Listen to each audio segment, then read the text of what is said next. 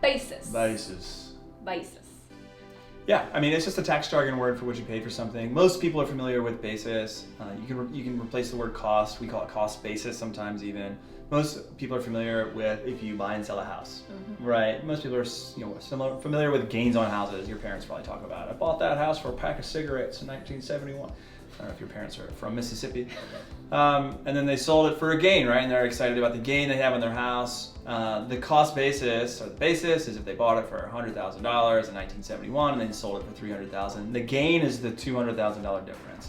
We care about it because we need to make sure that we don't pay taxes on the full proceeds on a sale, but the difference between the basis and the proceeds.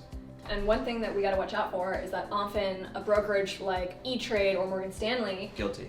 Is not going to know what your basis is. Yep. Because their computers, when there was a transfer 5 years ago, reported the basis as zero. When we know that you paid something, you did an exercise, you used cash, so there is basis somewhere. So often what we're going to do is we're going to help you reconstruct that basis, meaning we're going to look at your history of exercises, the date that you exercised, the fair market value on the day that you exercised, and we will then report to the IRS what your true basis is to actually reduce the taxes you owe. Yep.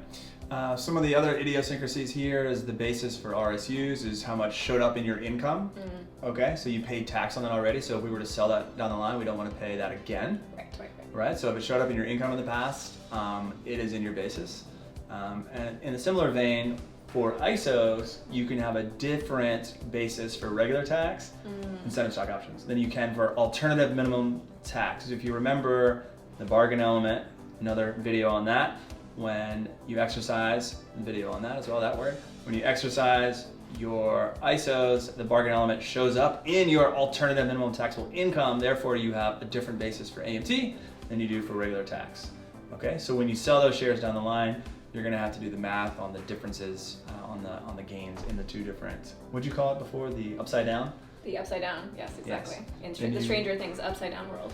Than for regular tax. So if you're heading down that road, we're here to do those calculations for you. That's what you've hired us to do, so we're happy to do it.